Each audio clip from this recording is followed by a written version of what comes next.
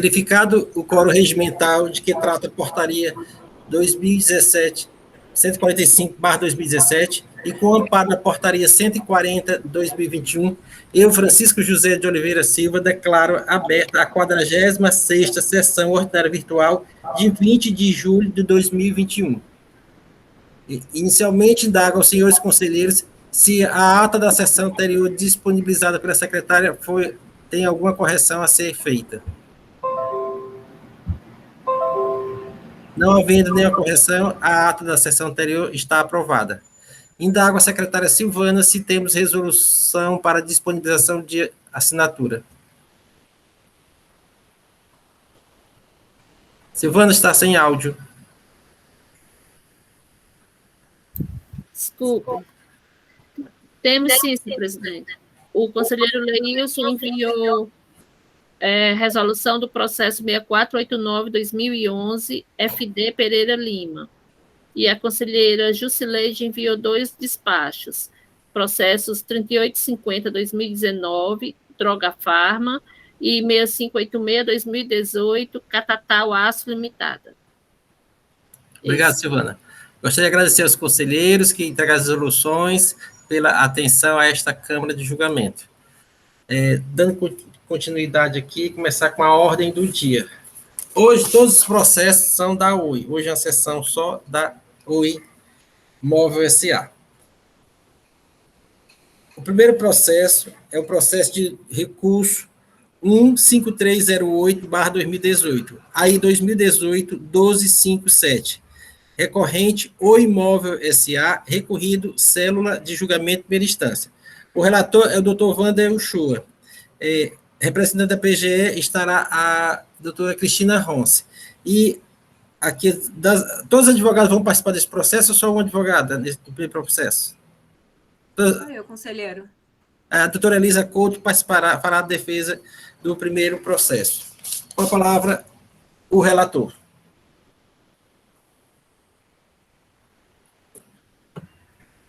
Bom dia, senhor presidente, obrigado. Bom dia a todos os presentes, bom dia a todos os conselheiros, bom dia à doutora Cristina, bom dia às doutoras Luísa, Cíntia e Elisa, representando a empresa, bom dia, Silvana.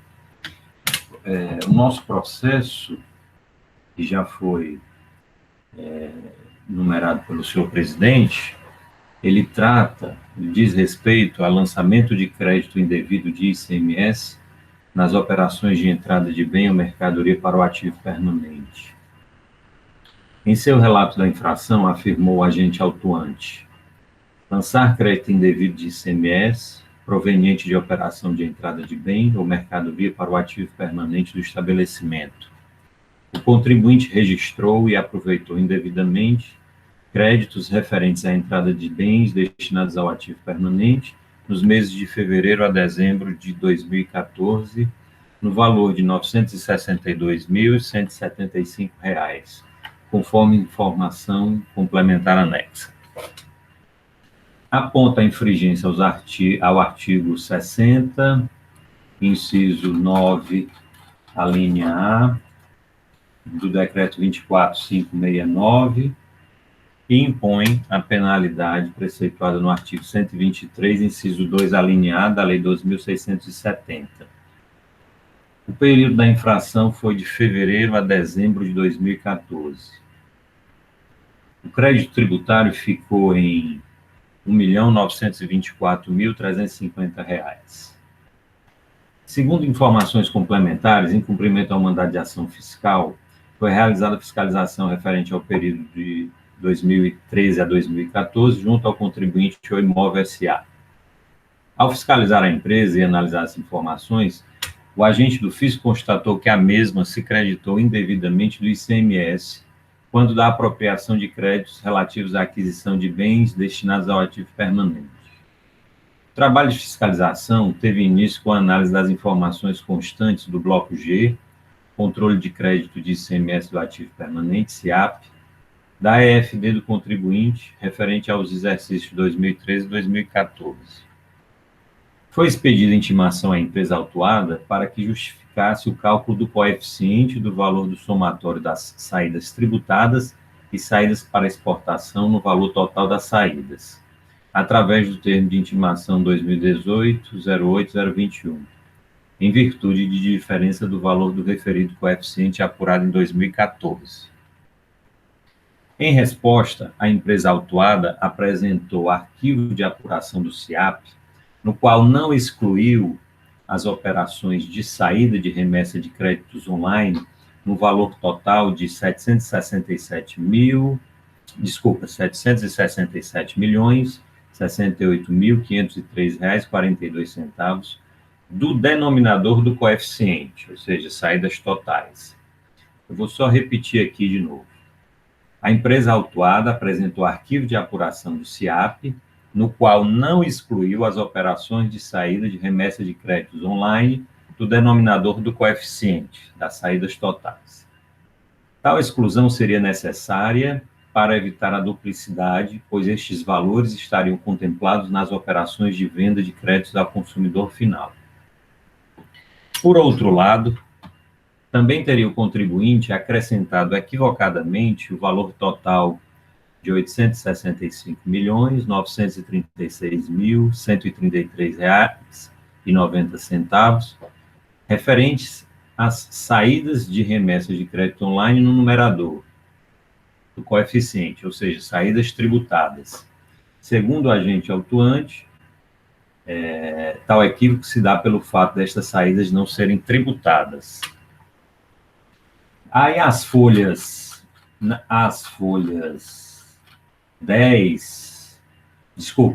9 das informações complementares, o agente autuante, ele faz uma demonstração para ilustrar os cálculos que foram realizados, os cálculos que estavam na EFD, que geraram um coeficiente de 0,3535. Aí demonstra o cálculo que ele apurou, que a auditoria apurou e gerou um coeficiente de 0,7188. E demonstra o cálculo do valor, do suposto valor apurado pela empresa, que daria um coeficiente de 0,9272. Esse coeficiente que a empresa chegou é exatamente por conta das inclusões do numerador e no denominador que a gente já fez referência. Uma vez apresentado o auto de infração, a hora recorrente impugna, alegando, preliminarmente, a nulidade da autuação pela absoluta falta de elementos suficientes para determiná-la, limitando-se a citar dispositivos genéricos e sem identificar de forma precisa quais receitas teriam sido indevidamente incluídas ou excluídas do cálculo do SIAP, e nem a razão pela qual o fiscal autuante teria desconsiderado os cálculos apresentados pela autuada. No mérito, defende que as receitas de EILD, ou seja, exploração industrial de linha dedicada, e interconexão, não podem ser consideradas como saídas isentas ou não tributadas, ou seja, devem ser incluídas no numerador do cálculo do coeficiente. Nesse contexto, tais remunerações são, de fato, tributadas pelo ICMS, ainda que, em virtude do convênio ICMS 126/98, tal ocorra em apenas uma etapa próxima, quando da cobrança pela cessionária ao usuário final. Não há outra conclusão senão a de que tais receitas devem ser consideradas no cálculo do coeficiente de creditamento dos bens do ativo permanente. 3. Ainda em relação ao numerador, é necessário incluir os valores relativos aos CFOPs 5102 e 6102, vendas de recargas pré-pagas.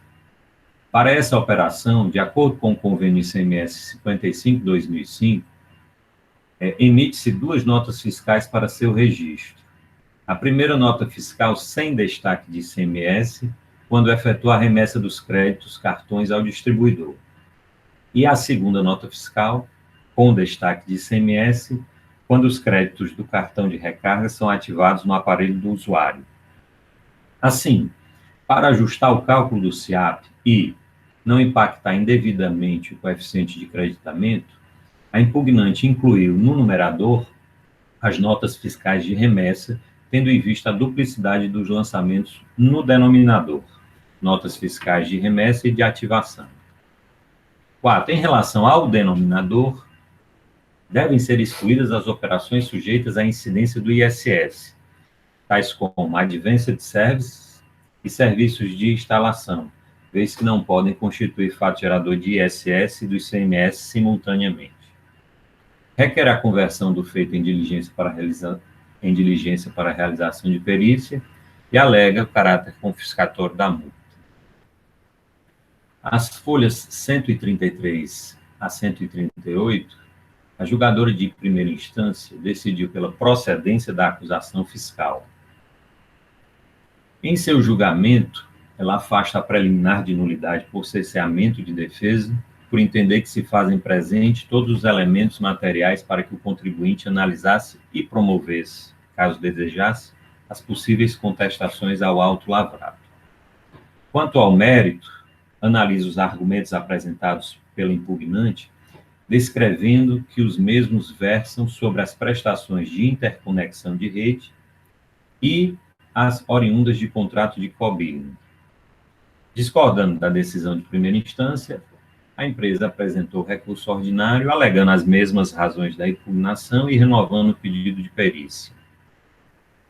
O processo, então, é encaminhado para a Célula de Assessoria Processual Tributária, que, por sua vez, em seu parecer, está às folhas 213 a 215, manifesta-se pelo conhecimento do recurso ordinário para dar-lhe provimento, para declarar a nulidade da decisão singular, com retorno do processo para novo julgamento. Fundamenta tal opinião em razão da falta de análise por parte do julgador singular dos pontos trazidos na impugnação, quais sejam inclusão das receitas de recarga, remessa de cartão e exclusão do denominador de operações sujeitas ao ICMS, violando contraditória ampla defesa e configurando supressão de instância, conforme precedentes do Conselho de Recursos Tributários manifestados nas resoluções da Câmara Superior de números 4 e 10 de 2018 e 5 de 2019. O processo, então, vem a essa colenda segunda Câmara para julgamento do recurso ordinário. É esse o relato, senhor presidente. Obrigado, doutor Wander. Com a palavra, a doutora Cristina Ronsta, representante da consultoria tributária. Mais uma vez, bom dia a todos. Então, conforme já falado pelo doutor Wander, né, fez um resumo do parecer do doutor Lúcio Flávio, e exatamente são esses pontos que eu queria colocar.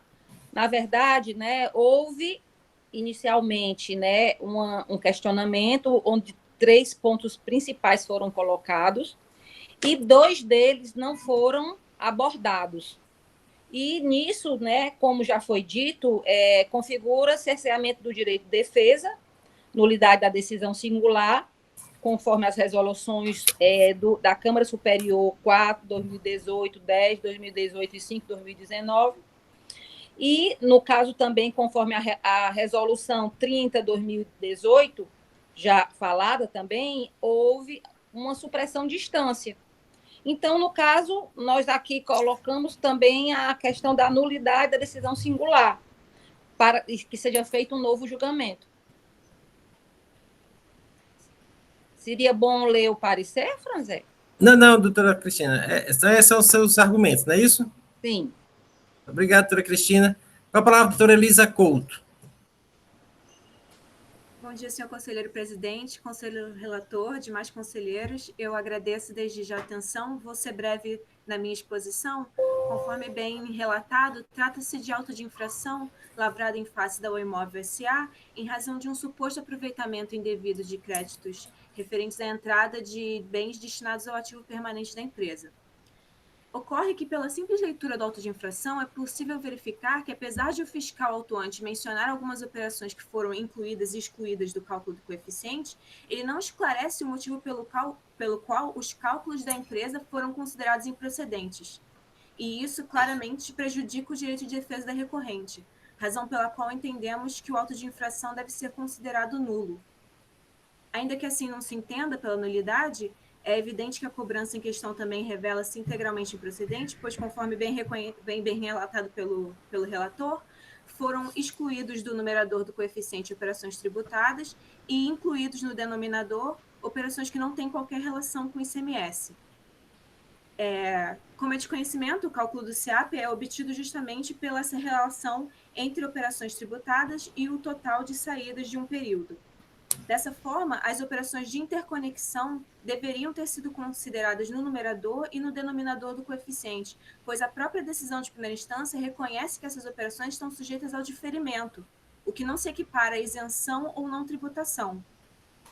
Para facilitar o regime de arrecadação sobre essas operações, o convênio 126 de 98 estabelece que o imposto devido nas operações de cessão de meio de rede entre operadores de telecom seria devido no momento da prestação do serviço ao usuário final. E nesse contexto, o STF já reconheceu que o diferimento trata-se de técnica de arrecadação e não implica em dispensa do recolhimento do tributo, razão pela qual essa operação revela-se juridicamente tributada, devendo ser incluída, portanto, no numerador e no denominador do coeficiente. Da mesma forma, as operações de remessa e recarga de cartão, conforme previsto pelo Convênio 55 de 2005, serão tributadas pelo ICMS no momento da ativação do crédito. Portanto, também deveriam ter sido consideradas tributadas e incluído no numerador e no denominador do coeficiente. Nesse ponto, conforme bem reconhecido pela representante da Fazenda, a decisão de primeira instância restou omissa sobre esse argumento da recorrente. Também não foi abordado na decisão de primeira instância a questão das operações sujeitas exclusivamente à incidência do ISS, tais como Advanced Service e instalação de equipamentos. Visto que essas operações não têm qualquer relação com o ICMS, é evidente que deveriam ter sido excluídas do denominador do coeficiente de creditamento. Por fim, caso ainda reste alguma dúvida sobre a natureza dessas operações, solicitamos que seja convertido o julgamento em diligência, possibilitando que o fiscal autuante esclareça os motivos pelos quais desconsiderou essas operações no cálculo do coeficiente CIAP. Eu agradeço a atenção, conselheiros, e fico à disposição para qualquer esclarecimento. Obrigado, doutora Elisa. Senhores conselheiros, o processo está em discussão. Doutor Wander, a palavra. Senhor presidente, nós temos aí, eu acredito que uma questão que deva ser enfrentada preliminarmente, que é a questão da nulidade do julgamento de primeira instância, né? Já abordado em meu relato, também já abordado pela doutora Cristina e também pela doutora Elisa. Ou seja, realmente está bem demonstrado nos autos que o julgador de primeira instância, a julgadora de primeira instância, deixou de apreciar realmente duas questões cruciais e relevantes na defesa dos interesses do contribuinte. E, por conta dessa falta de apreciação, geraria-se essa supressão de instância caso avancemos nesse julgamento, posto que ao contribuinte não seria dado o duplo grau, né, de jurisdição, ou seja, ele haveria a apreciação dos argumentos dele apenas por parte desse colegiado. Esse fato ele está sobejamente comprovado nos autos, verificado por nós na relatoria e também corroborado pela doutora Cristina da assessoria, né, processual tributário. Caso haja alguma dúvida, alguma questão em relação a esse ponto da nulidade, estou aqui à disposição para os demais conselheiros. Obrigado, doutor Wander. Senhores, o processo está em discussão. Quem mais deseja se manifestar?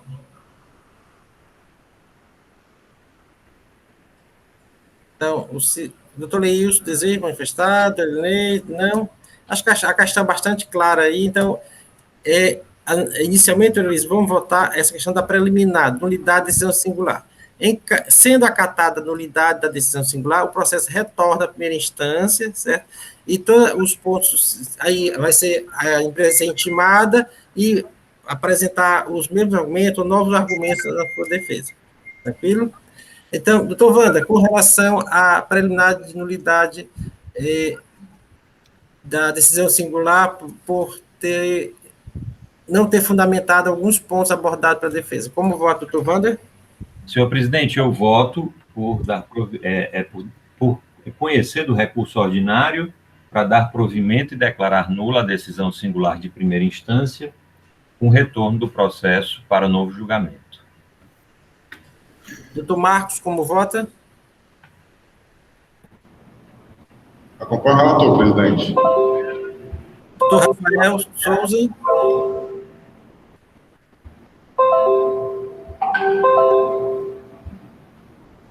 Sem áudio, Rafael. Doutor Rafael? Voto com o relator. Doutor Cláudio Célio? Senhor presidente, com o relator, senhor presidente. Doutora Elineide? Acato o pedido de nulidade, senhor presidente. Doutor Leilson? Presidente, com o relator, tem que ser abordado todos os fatos que interferem no cálculo do CIAP, que é o que gera o crédito devido ou não. E não foi assim feito, essa decisão deve ser anulada. Obrigado, doutor Leilson.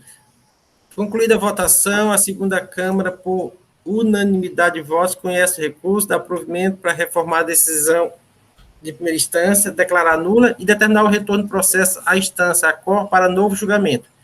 Esta decisão para este primeiro processo. Dando continuidade à nossa pauta, anuncio o processo de recurso 15302-2018, aí 2018-12758. Recorrente, O Imóvel S.A., recorrido, Seju. Relator, doutor Rafael Souza. Continua conosco representando a Fazenda, a PGE, a doutora Cristina Ronce. E neste processo, vai ser a doutora Elisa também fazer a sustentação oral?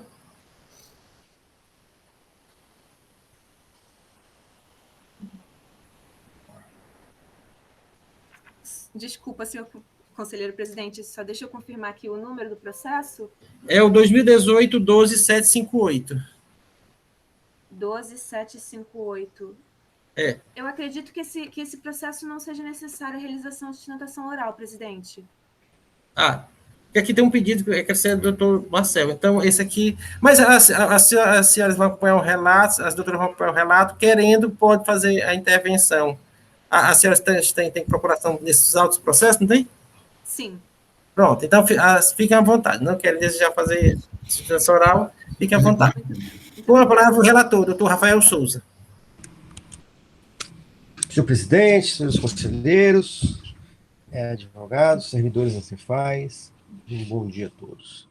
Esse processo ele versa sobre uma infração de crédito indevido de energia elétrica. O contribuinte creditou-se indevidamente de ICMS relativo à compra de energia elétrica no valor de R$ 805.523,38 dos meses de fevereiro de 2014 e abril a dezembro de 2014. Consta no processo o mandado de ação fiscal e o termo de início de fiscalização com ciência em 6 de março de 2018. Nas informações complementares, é descrito precisamente o ponto. É que o contribuinte teria se apropriado de crédito para seu de bens para consumo ou ativo permanente, e o exercício desse direito está parcialmente postergado, entretanto, para 1º de janeiro de 2020, conforme determina a Lei Complementar 138, de 29 de dezembro de 2010.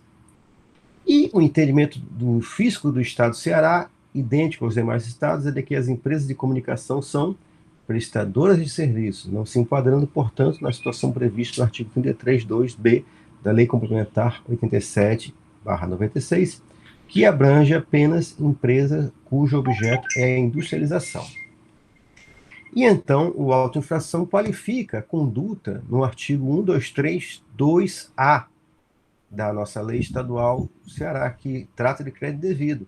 Assim considerado todo aquele escriturado na contabilidade, na conta gráfica do ICMS em desacordo com a legislação ou decorrente da não realização de estorno, nos casos exigidos pela legislação, multa equivalente a uma vez o valor do crédito indevidamente aproveitado ou não estornado. O contribuinte apresentou defesa tempestiva, colhendo esses destaques do argumento de mérito.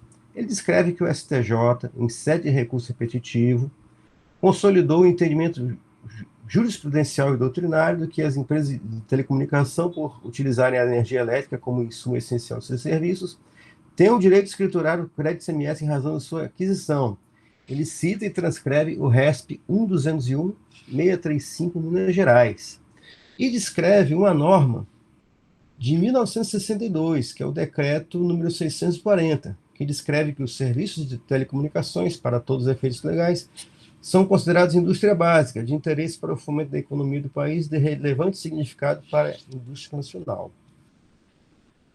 Descreve que o valor da multa, de 100%, é atentatório ao princípio do confisco e razoabilidade. E então o processo foi objeto de julgamento pela célula de julgamento de primeira instância, julgamento 202-220, folha 74, o qual concluiu no sentido da procedência do auto de infração. Os argumentos essenciais desse julgamento, convém saber aqui. Ele descreve que já existe entendimento consolidado no STF de que, aspas, não ofende o princípio da não cumulatividade a inexistência de direito de crédito em razão de operações de consumo de energia elétrica de utilização de serviço de comunicação, e transcreve a ementa do agravo instrumentos 766168 AGR, relator Roberto Barroso, primeira turma, julgado 20/12/2019, publicação 13/2/2020. A autuada interpõe recurso, aduzindo razões semelhantes às alocadas em defesa. A Assessoria Processual Tributária exarou o parecer 11/2021, folhas 162 e 164, pelo conhecimento do recurso e pela manutenção da decisão de primeira instância. O julgado, ele decalcou bem, o julgado, o parecer, decalcou bem que, primeiro, quanto à multa, que o contencioso não administrativo não é vinculado às decisões administrativas em sede de recurso repetitivo. Aliás, quanto ao mérito isso, né? E que o julgado emitido no RESP 1.201.635 está submetido a recurso perante ao Supremo Tribunal Federal e que há ainda precedente do nosso colegiado, segunda Câmara, em sentido contrário à pretensão da recorrente. Resolução 186/2019, relator conselheiro Felipe Pinho. Quanto à multa, agora sim. Quanto à multa que se diz confiscatória, o parecer descreve que tal competência tal matéria não é de competência do contencioso administrativo tributário. Senhor presidente, é o relatório. Devolvo a palavra ao colegiado.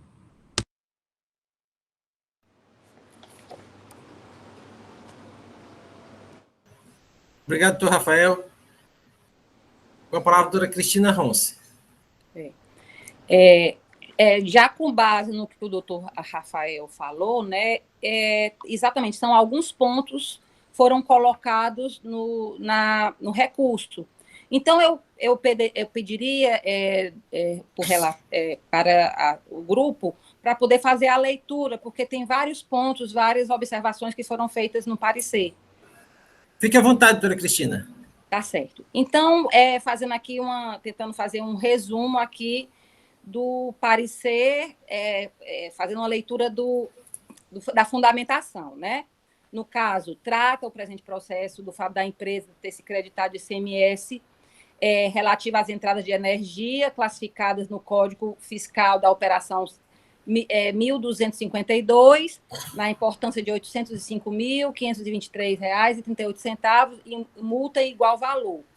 No tocante ao fato da empresa ter se creditado de ICMS da aquisição de energia elétrica, cabe noticiar o previsto no artigo 33 da Lei Complementar 87/96, que trata exatamente da aplicação, né, aplicação do artigo 20, que no caso da linha B, somente dará direito ao crédito à entrada de energia elétrica no estabelecimento quando consumida no processo de industrialização, no caso, que é exatamente o caso que não foi colocado, não foi provado.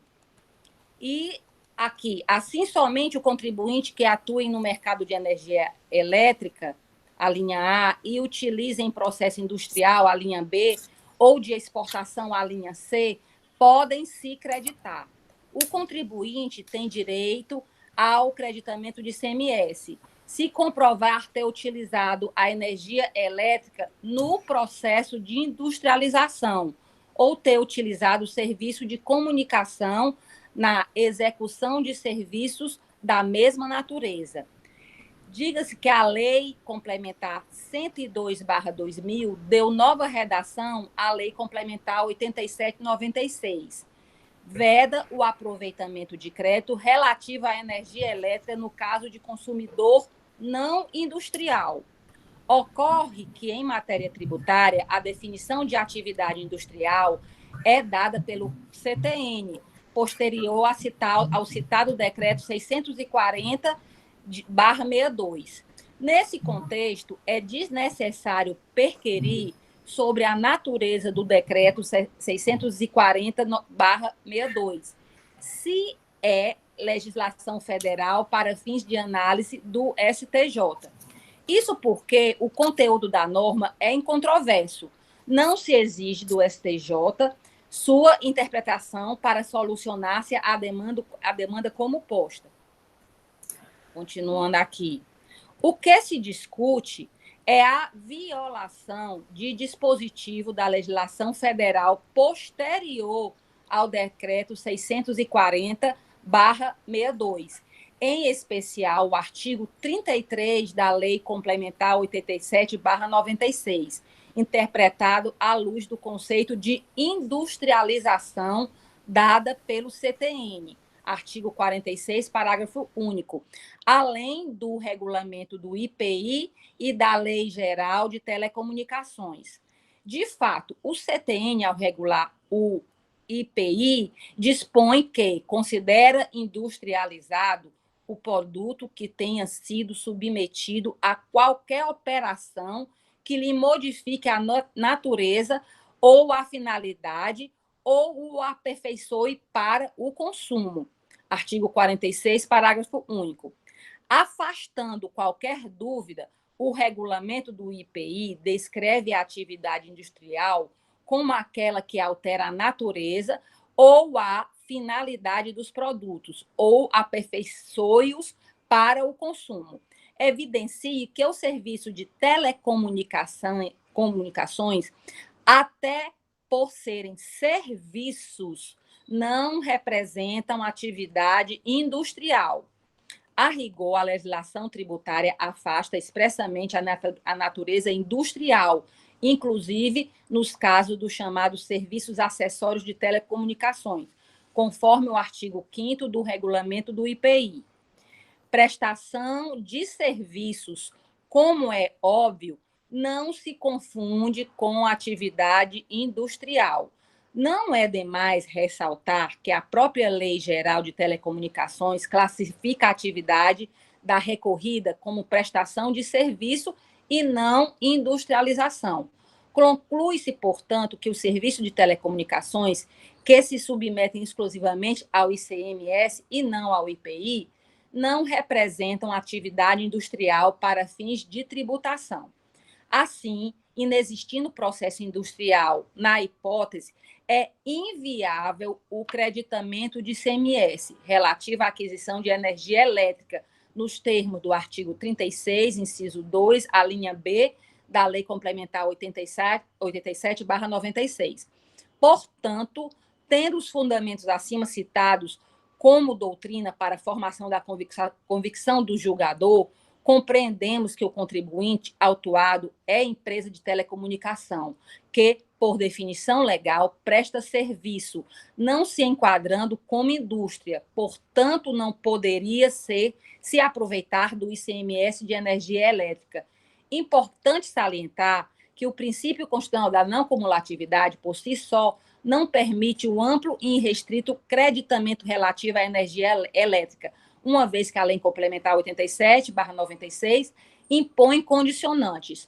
Destaque que o caso se trata de matéria de direito e o agente autuante disponibilizou para a empresa as planilhas, demonstrando o que entende ser crédito indevido de ICMS, as quais constam dos autos, exercendo o dever de trazer os elementos que demonstram a acusação fiscal. Quanto ao argumento da vinculação do CONAT ao entendimento proferido pelos tribunais superiores em sede de julgamento repetitivo, urge ressaltar que, segundo previsto no artigo 48, parágrafo 2º da Lei 15.614/2014, o contencioso está obrigado somente a observar o resultado de ação direta de inconstitucionalidade ou declaratória de constitucionalidade, súmulas vinculantes do Supremo Tribunal Federal. No tocante ao recurso especial, 201.635, julgado na sistemática dos recursos repetitivos, insta dizer que o STF está analisando se as empresas de telecomunicações têm direito a crédito do ICMS sobre a aquisição de energia elétrica no processo de agravo de instrumento 774.432 da relatoria do ministro Luiz Fux, que foi convertida em recurso extraordinário, e no recurso extraordinário do EDEL e no recurso especial 1.201.635 do Minas Gerais.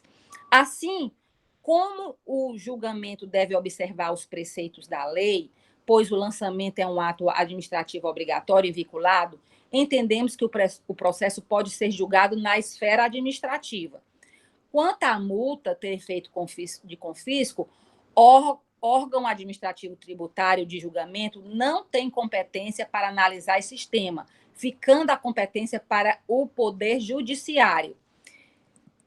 Impera pontuar que, com o ingresso da impugnação pela recorrente, a exigibilidade do crédito tributário fica suspensa, conforme o estabelecido no artigo 151, inciso 3, do CTN, combinado com o artigo 61 da Lei 15.614/14. Cabe destacar precedente da segunda Câmara do CRT, na resolução 186/2019, da lavra do conselheiro Felipe Pinho, em que foi examinada questão semelhante à do presente processo. Dessa forma, a empresa autuada, prestadora de serviço de telecomunicação, se creditou indevidamente do ICMS da energia elétrica, ficando sujeita à penalidade incerta no artigo 123, inciso 2, a linha A, da Lei 12.670/96, alterado pela Lei 13.418/03, que é a específica para o caso em tela. Opina-se pelo conhecimento do recurso ordinário, negar-lhe provimento para decidir pela procedência da autuação. E eu comungo com esse entendimento. Obrigado, doutora Cristina. Doutora Elisa, vai querer se manifestar ou não? Conselheiro presidente, conforme bem relatado, essa questão já foi decidida em decisão de repetitivo pelo STJ, que confirmou que as operadoras de telecom promovem processo industrial por equiparação, razão pela qual estão autorizadas a se creditar do ICMS sobre energia elétrica. Caso mantida a autuação como está, o Estado fica sujeito à condenação, à sucumbência em via judicial. Caso não se entenda pelo desfazimento do auto de infração, sugerimos que ao menos seja determinado o sobrestamento do processo enquanto aguarda-se a decisão final do STF, visando justamente evitar sucumbência para o Estado no futuro. Obrigado, doutora Elisa. Senhores conselheiros, o processo está em debate. Doutor Rafael, com a palavra. Senhor presidente, eu vi aqui que este caso no STJ realmente ainda não terminou. O processo foi remetido ao STF. Estou aqui com a tela, você vai ver aqui em fases, né? Foi remetido para o STF para julgamento do recurso que foi lá apresentado. Então, vejo essa situação para ser considerada por nós aqui. E eu queria falar do precedente da Câmara que nós temos aqui. Nós temos aqui, eu vou compartilhar a tela aqui rapidamente, né? Está aqui. presidente. Aqui é a resolução já desta composição, 186. Está aparecendo na tela, senhores? Sim. Está, doutor Wander, pode continuar. Doutor Rafael, pode continuar. Então, aqui é um precedente da casa, né?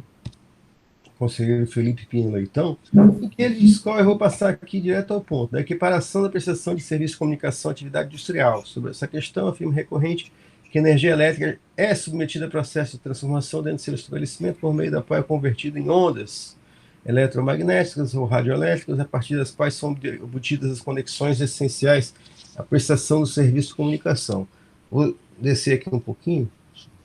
Adiante, o relator descreve que o dispositivo deixa claro que somente os contribuintes que atuem no mercado de energia elétrica e que a utilizem em processo industrial de exportação podem se acreditar.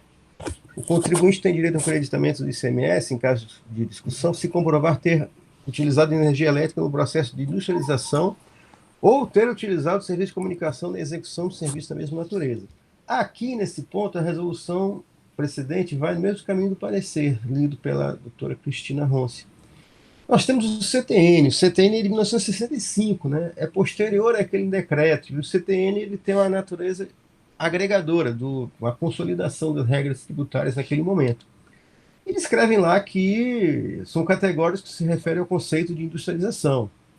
Artigo 46, parágrafo único. Um imposto que pertence da União sobre produtos industrializados tem como fato gerador. Tá. Para efeito desse imposto, considera-se industrializado o produto que tenha sido submetido a qualquer operação que lhe modifique a natureza ou aperfeiçoe para consumo. E aí o regulamento do IPI, por sua vez, descreve atividade industrial como aquela que altera a natureza ou finalidade dos produtos ou aperfeiçoe para o consumo.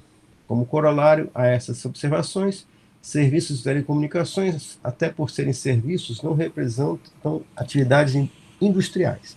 Prestação de serviço, portanto, não se confunde com a atividade industrial. Então, nós temos aqui já... Vou parar de apresentar. Nós temos aqui já um precedente da casa. Reconheço a engenhosidade da tese colocada e entendo que o direito tributário, como todo direito, né, está em uma fase de transformação, mas eu acredito que a nossa discricionariedade limitada aqui, em sede de contencioso administrativo, não nos permitiria dar um passo tão longo, né, de indicar uma posição tão renovadora da legislação. Quanto ser evidenciado também que o parecer muito bem colocou que os julgamentos em recursos repetitivos pelo STJ, conforme a nossa lei, eles não têm um efeito de nos obrigar a dar uma repercussão automática neles aqui. No CARF é diferente, está lá no artigo 62 do regimento.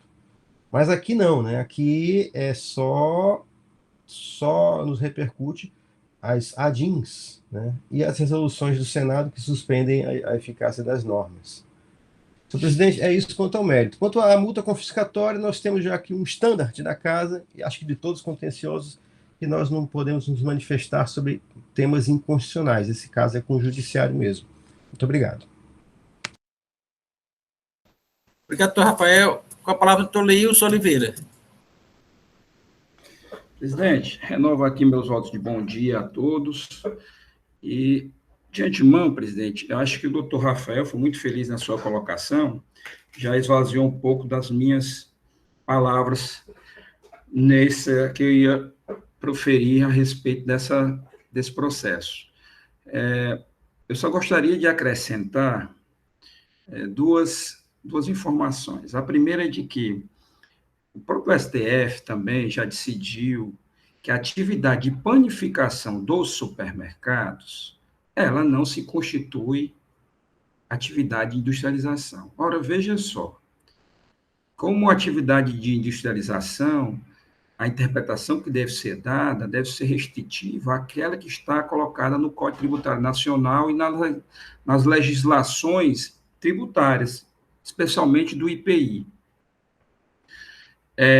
o STF decidir que panificação dentro de um supermercado, porque está englobado pelas outras atividades do supermercado, não se caracteriza industrialização a ponto de deferir crédito fiscal ao contribuinte, quiçá o crédito, atribuir crédito fiscal ao consumo nas centrais telefônicas das companhias de telecomunicações. Né? Porque, na verdade, o que essas empresas de telecomunicações fazem no seu creditamento de energia elétrica são aquelas energias consumidas em suas centrais de telecomunicação. Né? Nesse sentido, eu também já dei parecer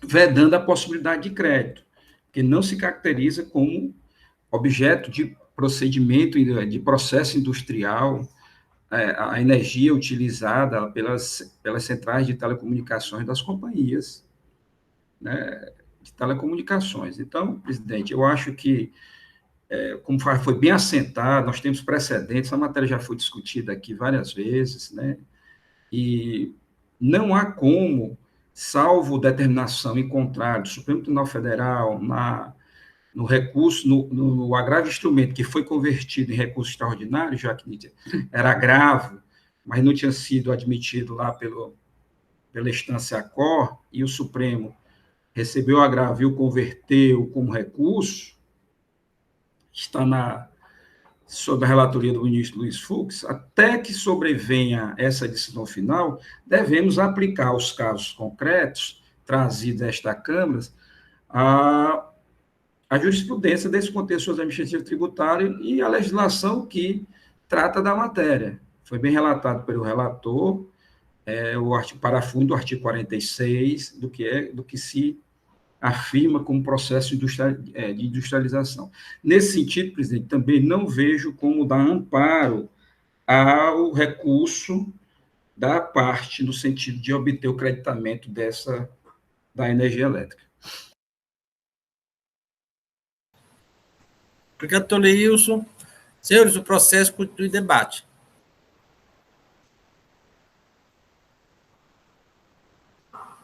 O silêncio, que me parecer, já estão prontos para votar. Podemos votar, senhores conselheiros? Então, doutor Rafael, tem alguma preliminar de tempo preliminar de nulidade, não, né? Não, não teve preliminar de nulidade, não. Eu conferi aqui direitinho. Tá certo. O efeito de multa confiscatória fica só no mérito mesmo, não é isso? Correto. Então, doutor Rafael, como vota? Senhor presidente, voto pelo conhecimento do recurso voluntário e, no mérito, negar-lhe provimento quanto aos dois aspectos. O mérito provavelmente dito, quanto à obrigação tributária do crédito indevido, e também quanto à alegação de multa confiscatória. Como voto. Doutor Cláudio Célio. Sem áudio, doutor Cláudio Célio. Desculpe, eu sigo o relator, senhor presidente. Doutora Elineide. Com o relator, senhor presidente. Doutor Leilson. Com o relator, presidente. Doutor Wander. Acompanho o relator, senhor presidente. E doutor Marcos. Acompanho o relator, presidente. Concluída a votação, a segunda Câmara decide pela procedência da autuação nos termos do parecer da assessoria tributária adotado pelo representante da douta PGE. Esta decisão para este processo. Continuando aqui a nossa ordem do dia, anuncio o processo de recurso 15307-2018, aí 2018-13000. Recorrente O Imóvel S.A., recorrido Seju. Relator, doutor Cláudio Célio de Araújo Lopes, continuou conosco para fazer, representando a PGE, a doutora Cristina Ronce, e para fazer sustentação oral das razões recursais, doutora Elisa Fernandes. Não, aqui é a doutora Cíntia agora. Senhor presidente, não é a Cíntia, não? Cíntia Tavares? É, doutora Cíntia Tavares, que fará a sustentação oral das razões recursais. Sim, senhor presidente. Doutor Cláudio Célio, com a palavra. Bom dia, senhor presidente Franzé, senhor procurador, que agora está, a Cristina está substituindo o doutor Biratã, a senhora secretária Silvana, senhoras conselheiras e senhores conselheiros e a advogada presente, doutora Cíntia Tavares. Senhor presidente, esse processo em pauta é o 1/5307/2018, que tem como recorrente o Imóvel S.A. e recorrido célula de julgamento de primeira instância, o auto infração 2018-13000, através do ato designatório 2018-01420. O relato da infração, senhor presidente, é falta de recolhimento do ICMS relativo ao diferencial entre as alíquotas interna e interestadual. A empresa deixou de recolher o ICMS diferencial de alíquota nas aquisições relativas a operações interestaduais de bem destinado ao ativo permanente e ou consumo relativo aos meses de fevereiro a dezembro de 2014, no valor de R$ 184.886,69, conforme informação complementar anexa a este processo. A infração foi baseada no artigo 2º, inciso 5º, a linha B, como também o artigo 3º, inciso 14º da Lei 12.670/1996, como também o artigo 25, inciso 11º, a linha B, e artigo 589, parágrafo 1º do Decreto 24.569/97. E a penalidade, o artigo 123, inciso 1º, a linha C da Lei 12.670/96, com os valores ICMS R$ 184.886,69, e o valor da multa com o mesmo valor, R$ 184.886,69. Em suas informações complementares, o agente fiscal afirma que é pacífico que a empresa autuada desfruta do direito ao crédito por entrada de bens de ativo permanente, seja referente ao crédito de origem, seja referente ao diferencial de alíquota, quando houver, conforme os ditames do artigo 20 da Lei Complementar 87/96, alterado pela Lei Complementar 102/2000. Para o autuante, alguns condicionantes impedem que a compensação decorrente desse direito seja praticada por ocasião do presente lançamento, a saber, o crédito somente pode ser aproveitado após efetivamente recolhido. E também o crédito deve ser fracionado em 48 meses e não é equiparável ao débito, por ser sujeito a reduções, conforme o artigo 20, parágrafo 5º, inciso 3º e 5º. A empresa autuada entra com a impugnação, tempestivamente, alegando, primeiro, impossibilidade da cobrança de ICMS nas operações de transferência de mercadorias realizada entre estabelecimentos de mesmo contribuinte, o que contradiz a Constituição Federal, no artigo 155, inciso 2º, como também a aplicação da súmula 166 de 1996 do STJ, que diz que não constitui fato gerador do ICMS o simples deslocamento de mercadoria de um para outro estabelecimento do mesmo contribuinte. E que confronta com a edição do convênio ICMS 66/88, que foi revogado pela Lei Candia 87/96, em seu artigo 12º. E outro, alegando também a multa atentatória ao princípio do não confisco e a razoabilidade, com base no artigo 150, inciso 4º, utilizar atributo com efeito de confisco. Resumindo, senhor presidente, do pedido, ela requer, a autuada, requer a presente impugnação com o cancelamento do auto infração, com base na súmula 166 do STJ, e o julgamento, com base também no julgamento do recurso repetitivo, RESP número 1.125.133. E, subsidiariamente, requer cancelada ou reduzida a multa imposta ante o caráter eminentemente confiscatório do percentual de 100% utilizado. O processo vai para o julgador de primeira instância, e lá a julgadora, com base no artigo 3º inciso 1º e 15º da Lei 12.670/96, não acata a tese apresentada na defesa sobre a ilegalidade da autuação, alegando também que a súmula 166 do STJ foi publicada em data anterior à Lei Complementar número 87/96, e também da própria Lei Estadual de número 12.670/96, motivo pelo qual não é aplicável ao presente caso, já que se fala de fatos geradores ocorridos em 2014 e que o ato administrativo está plenamente vinculado, gozando, assim, de presunção relativa de legitimidade. Com relação ao efeito confiscatório da razoabilidade, rebate também a julgadora de primeira instância, alegando que a infração descrita acima sujeita o contribuinte ao pagamento de multa na forma do artigo 123, inciso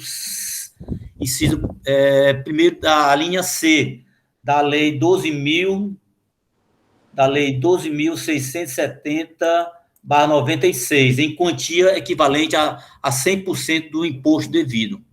A julgadora acata pela procedência da ação fiscal e mantendo os valores a ser recolhidos pela autuação do agente fiscal, ou seja, o valor de ICMS de R$ 184.886,69, e o valor também da multa de igual valor, R$ 184.886,69. A empresa, não satisfeita com o julgamento de primeira instância, entra com recurso ordinário, tempestivamente, alegando, basicamente, senhor presidente, o solicitado na impugnação do auto infração, e acrescentando algumas decisões do STJ e do STF. Ou seja, alegando, basicamente, na impugnação, requer a presente impugnação com cancelamento do auto infração, com base na súmula 166 do STJ, e o julgamento do recurso repetitivo, RESP número 1.125.133.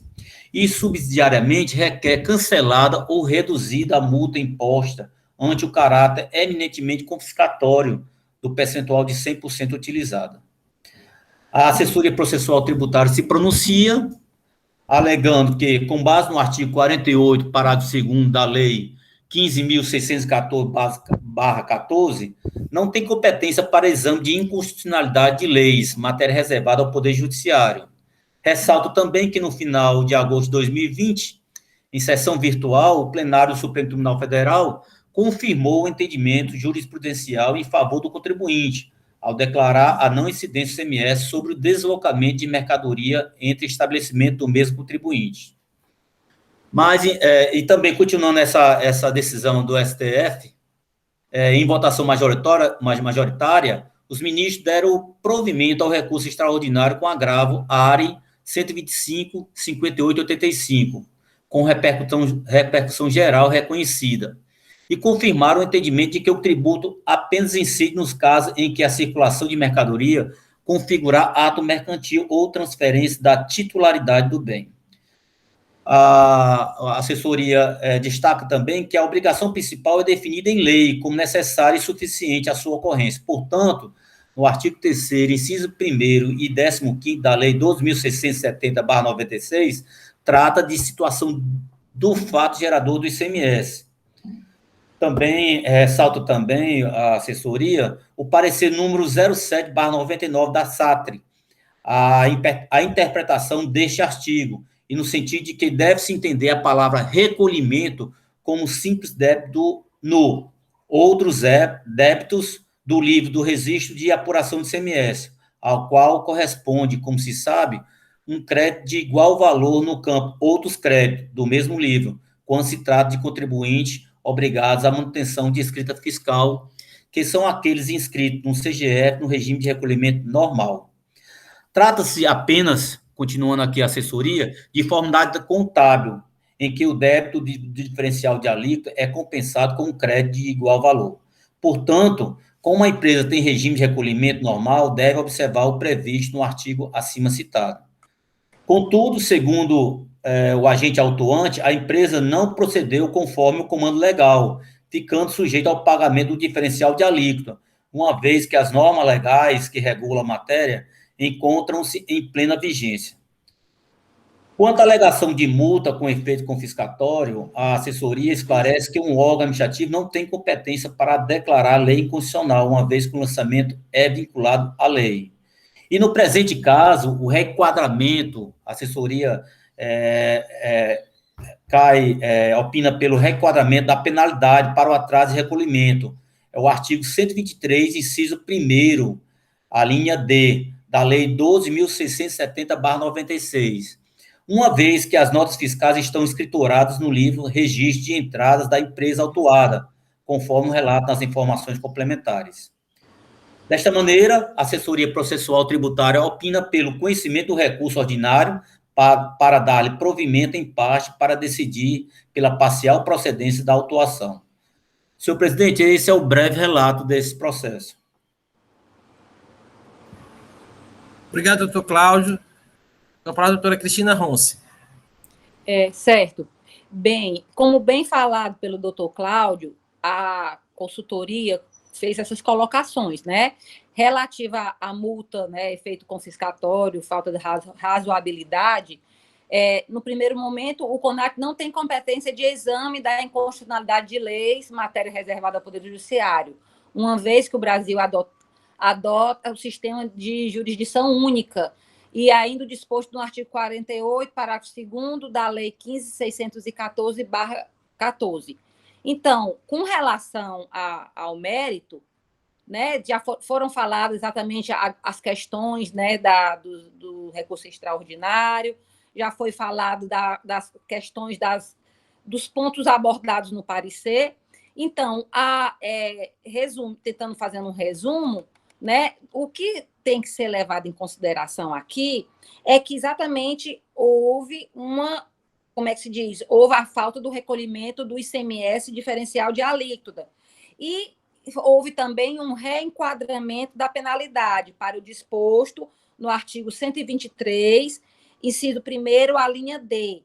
Então, no caso, é uma parcial procedência. E eu comungo com esse entendimento. Obrigado, doutora Cristina. Com a palavra, a doutora Cíntia Ferreira. Senhor presidente, na pessoa de quem eu cumprimento a todos os presentes nessa sessão de julgamento e desejo um ótimo dia. Senhor presidente, como bem relatado pelo conselheiro Cláudio Célio, o caso em exame trata de cobrança de diferencial de alíquota de ICMS entre operações ocorridas em estabelecimentos do mesmo contribuinte, em que pese todos os fundamentos apontados pela assessoria, o que cumpre destacar aqui é que, em abril desse ano de 2021, o Supremo Tribunal Federal julgou a ação direta de constitucionalidade número 49, através do qual reconheceu a inconstitucionalidade do artigo 12 da Lei Complementar 87 de 96, na parte que trata exatamente da questão de, ainda que entre estabelecimentos do mesmo contribuinte. Ou seja, o STF mais uma vez manifestou pela impossibilidade de se incidir o ICMS em operações envolvendo estabelecimentos entre o mesmo contribuinte. Esse julgamento só veio reforçar o entendimento dos tribunais superiores, tanto do STJ, que editou a súmula 166, quanto do próprio STF, que já havia julgado a questão repetitiva, e considerando o que dispõe o artigo 48, parágrafo 2º da Lei 15.614 de 2014, de que esse egrégio Conselho Administrativo deve observar as decisões em sede de ação declaratória de constitucionalidade, que é o caso do exame, desde que o acórdão já tenha sido publicado, o que de fato aconteceu no dia 4 de maio de 2021, a recorrente vem requerer que o recurso interposto seja julgado procedente, para que o lançamento tributário seja integralmente improcedente, ou caso assim não se entenda, que seja suspenso o julgamento do presente feito até que ocorra o julgamento final dos embargos declaratórios opostos na ADC 49, vez que essa irá tratar dos efeitos do acórdão proferido naquele julgado. É o que requer, é o que pleiteia a recorrente. Muito obrigada. Obrigado, doutora Cíntia. Senhores conselheiros, o processo está em discussão.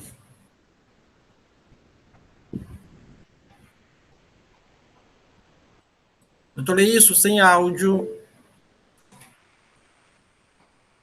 Presidente, a doutora Cíntia, no final, ela trouxe luz para as nossas decisões aqui, no sentido de que, como houve embargos declaratórios, aquela decisão proferida na famosa ADC, né, que veio confirmar no controle concentrado a inconstitucionalidade de transferências, de incidência de ICMS sobre as transferências de bens, mercadorias entre estabelecimentos do mesmo titular, mas é preciso que se espere o resultado final dos embargos declaratórios para saber até os efeitos desta decisão, a modulação dos efeitos e o alcance desses efeitos, até porque também, não somente na questão da remessa e transferência, foi abordado essa questão na decisão, mas também foi considerado inconstitucional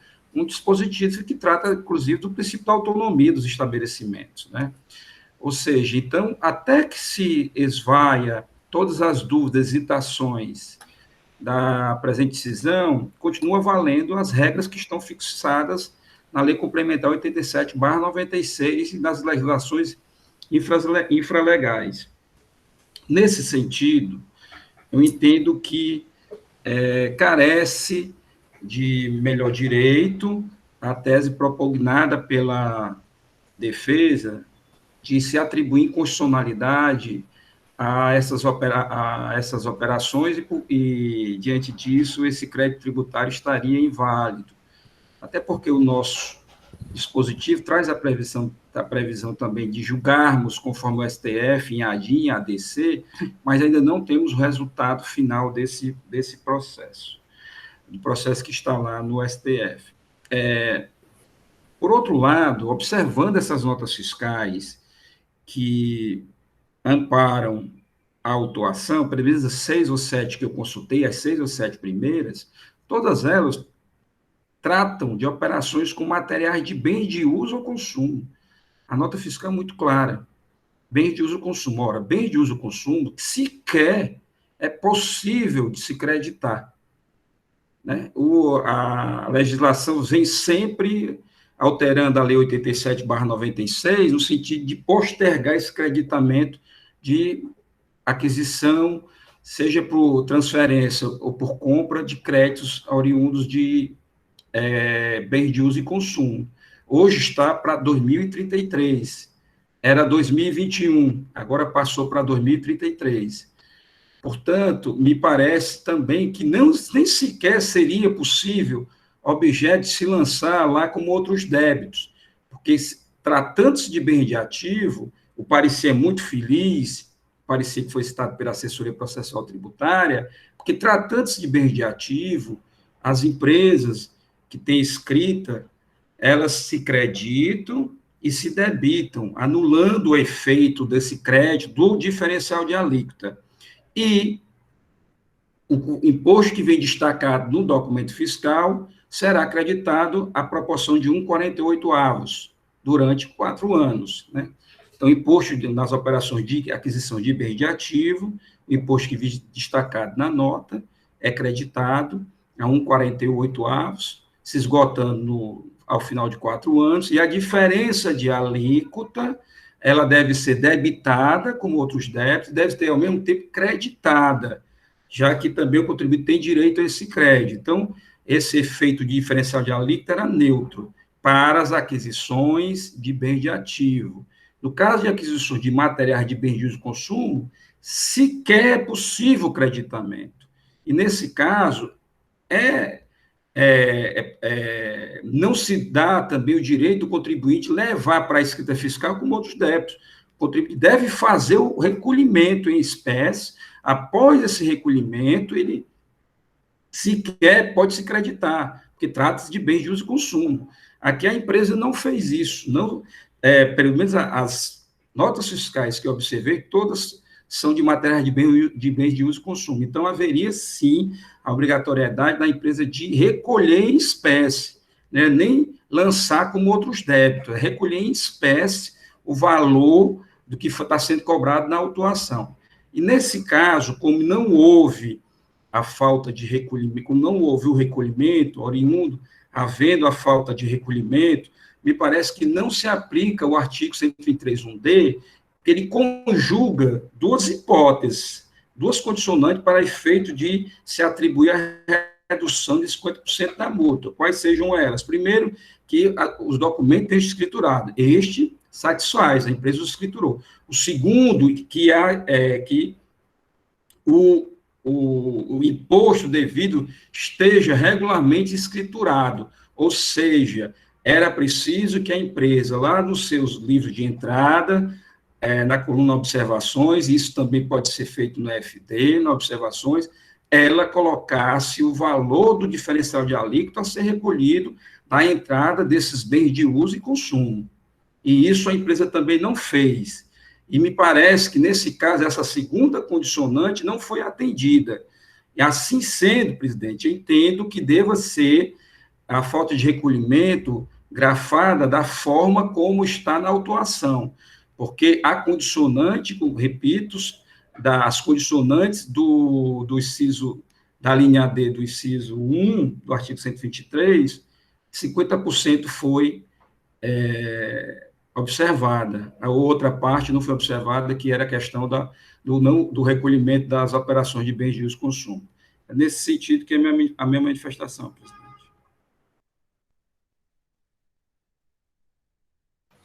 Obrigado, doutor Leils. Senhor presidente, quem levantou a mão foi o Rafael. Depois eu queria falar, depois do Rafael, eu queria dar uma palavrinha.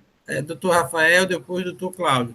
Lembrando, em face da arguição da inconstitucionalidade citada aqui pela doutora Cíntia, né, que foram interpostos embargos, algumas discussões que podem ser levadas aqui com relação a quais os efeitos desses embargos. Ele pode ter efeito modificativo ou só mesmo suspensivo da decisão? E a modulação pode modificar essa decisão já prolatada, desse acordo do STF? Assim, vamos tentar, assim, essa coisa para tentar conduzir as discussões. Mas está em discussão, senhores conselheiros. Senhor presidente, o que eu ia falar, o doutor Leilson já explicou muito bem, né? Sobre essa circunstância da decisão do STF, ter o embargo de declaração, os embargos suspendem eficácia, né? Naturalmente. Quando essa decisão saiu, muita gente ficou preocupada, e agora, como é que eu faço? Eu transfiro mercadoria de outro estado para cá? Tá? Não, calma, que tem que esperar transitar em julgado para depois que tenha seu efeito erga omnes, né? Então, o doutor Leilson já antecipou e o senhor também já tratou do caso, né? A modulação, ela vem com alguma segurança jurídica, sempre, né? A gente vê que o STF, ele dá a ressalva quando as causas já propostas. No caso aqui é um litígio administrativo ainda, não foi judicializado. Então, eu acredito que a norma está valendo, né? Mesmo que já exista há muitos anos a súmula do STJ, né? Mas voltando até um caso que foi tratado nos processos anteriores, né? Nosso contencioso ele é adstrito exclusivamente às mutações judiciais que decorram de ADIM, né? Não as de recursos repetitivos e súmulas. Muito obrigado.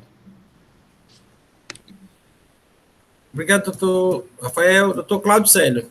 Senhor presidente, eu queria falar sobre a parte da inconstitucionalidade que o Leilson abordou e também na questão da mudança do enquadramento feito pela assessoria, mas como ainda está em discussão, eu prefiro deixar para o meu voto, quando for opinar pelo meu voto, dizer o motivo porque eu estou colocando, exatamente pelo embasamento do Leilson, falando das condicionantes para que ocorra a modulação, essa modificação do enquadramento feito pela assessoria, tá? Doutor Cláudio, o senhor pode antecipar já os fundamentos para que os demais possam conhecer, até agregar, ou até mesmo de sentido, sem entendimento. Pronto, na verdade, assim, para que ocorra a modificação posta, indicada pela assessoria, é necessário que haja, primeiro, o contribuinte, no caso, o autuado, ele deveria ter recolhido esse valor dessas operações do diferencial de alíquota, o que não ocorreu. Então, não se adequa à observância da alteração proposta pela assessoria, porque não atende essas duas condicionantes. Esse é o que eu queria falar em relação a essa situação. Som, Franzé. Obrigado, doutor Cláudio Célio. Doutora Maria Elineide, com a palavra. Obrigada, senhor presidente. Ainda não entrando nessas questões, ainda com relação ao mérito, o doutor Leilson falou que as notas são de bens de uso e consumo. Será que daria para a gente verificar todas, doutor Leilson, ou a gente dá para superar essa parte? Assim, eu identifiquei... Eu estava olhando... Eu olhei as 7 primeiras, tá? Nas 7 primeiras, toda lá está com transferência de material de uso ou consumo. Então, as outras aí eu vi que estava seguindo uma sequência nesse sentido. Porque aí, nesse caso, não precisaria nem esperar, né? Mas, mesmo assim, também, se for bem de ativo, alguma outra bem de ativo, é preciso que o contribuinte tenha lançado em outros débitos. Ele não lançou. Com certeza. E ele não lançou também, né? Também. Então, me parece que tanto faz aí como bem de uso, consumo ou ativo permanente, a empresa não lançou a débito e nem recolheu o imposto devido como material de uso e consumo. Porque nesse caso ela deveria, para registrar, lançar a débito e compensar na apuração normal. Obrigado, doutora Elineide. Senhores, mais alguma discussão ou já estão aptos a votar? Doutora Cristina quer falar alguma coisa, complementar com essa fala? Sem áudio, doutora Cristina. Bom, na verdade, a colocação do doutor Cláudio em relação a essa questão de ser atraso de recolhimento ou falta de recolhimento, com base também no que o doutor Leilson falou, eu estava observando aqui que realmente, no caso, deveria ser mantida a procedência da autuação, que no caso o artigo 123, inciso 1, a linha C, e não o artigo 123, inciso 1, a linha D, porque não atendeu a operação e o recolhimento do imposto. No caso, então, seria colocado a procedência da autuação. Obrigado, doutora Cristina. Tendo em vista a fala da doutora Cristina, também a doutora Cíntia, para garantir o contraditório para a defesa, pode se manifestar também. Senhor presidente, o que eu gostaria de propor é que esse egrégio conselho, então, determinasse a suspensão do julgamento do presente feito até que ocorra o julgamento final dos embargos declaratórios pelo Supremo Tribunal Federal, uma vez que a questão sendo levada para o judiciário e confirmando-se uma decisão favorável aos contribuintes, certamente este caso, como diversos outros, vai gerar uma onerosidade para os cofres públicos. Então, eu gostaria, na verdade, de propor aqui, claro que de acordo com o entendimento de cada conselheiro. Obrigado, doutora Cíntia. Senhores, em face do pedido da doutora Cíntia, o que essa Câmara quer decidir?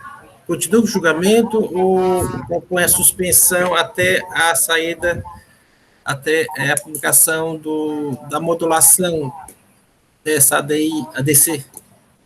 Presidente, eu acho que deve continuar o julgamento, até porque aqui, essa assistência administrativa, quando chegar na dívida ativa na Procuradoria-Geral do Estado, os procuradores vão verificar a decisão, qual foi a modulação, se propõe ou não a execução fiscal.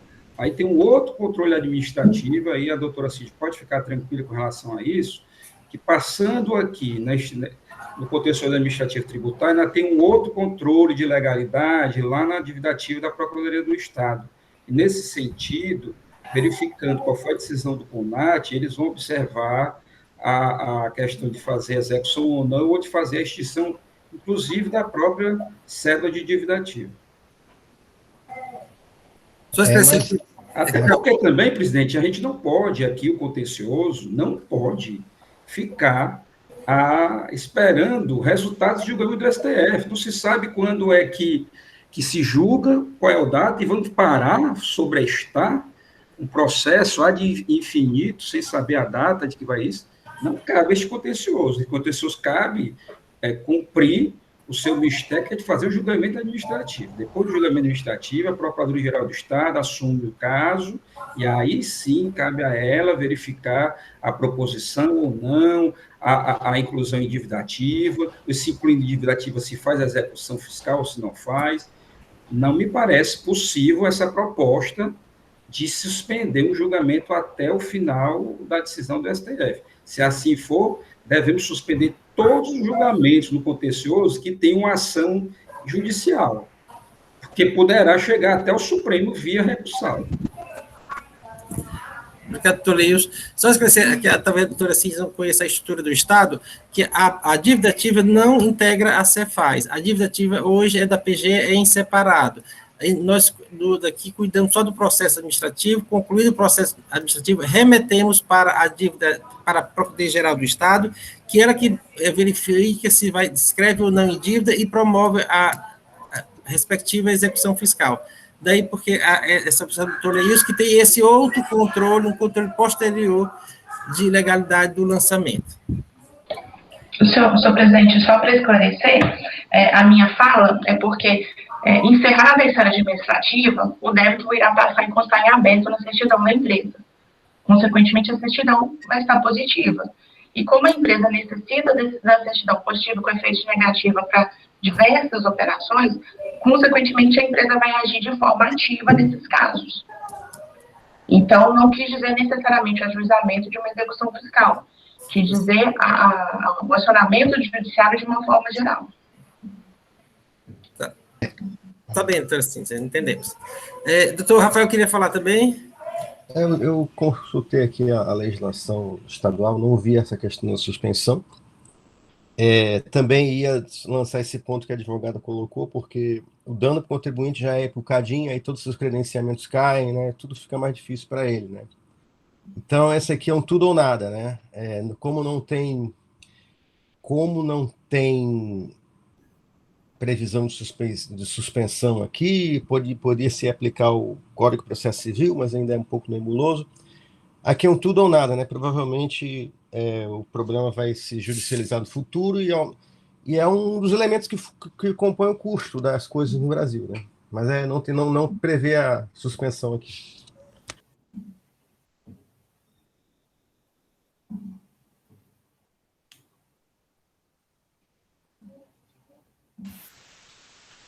Eu acho que a conexão Só um instante, caiu aqui.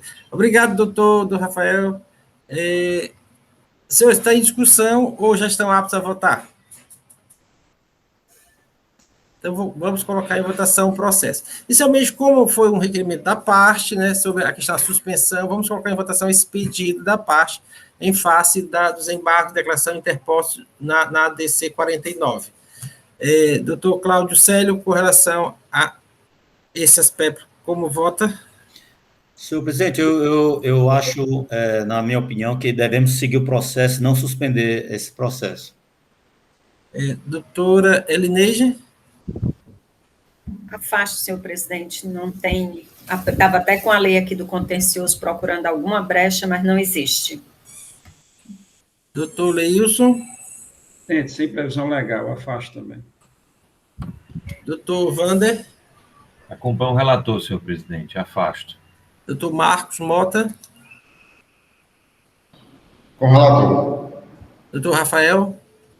Com o relator. Então, com relação ao pedido da parte de suspender o julgamento até posterior decisão do Supremo sobre os embargos declaratórios, rejeitado o pedido da parte. Doutor Cláudio Célio, no mérito, como vota? Senhor presidente, eu reconheço do recurso, para negar-lhe provimento e manter a decisão da autuação que foi confirmada pelo julgador de primeira instância. Contrariamente ao parecer da assessoria processual. Isso, exato. E favoravelmente à alteração que a nossa representante da PGE, a Cristina, ela reformulou o seu entendimento, né? Verbal, né? Pela procedência. Doutora Elineide. Procedente, no mesmos termos do doutor Cláudio. Doutor Leilson. Sigo o relator, presidente. Doutor Wander. Acompanho o relator, senhor presidente. Doutor Marcos. Com o relator. E doutor Rafael. Com o relator. Então, a segunda Câmara conhece o recurso, nega-lhe provimento para confirmar a decisão condenatória exarada pela instância, nos termos do parecer modificado oralmente pela consultora, pela Cristina Ronça. É a decisão para este processo. Muito obrigada, senhor presidente. Eu peço licença para poder me retirar. Tá, fique à vontade, doutora Cíntia. Obrigada. Senhores, vamos dar 10 minutos de intervalo, retornando às 10h10, tá certo? Obrigada, senhor presidente.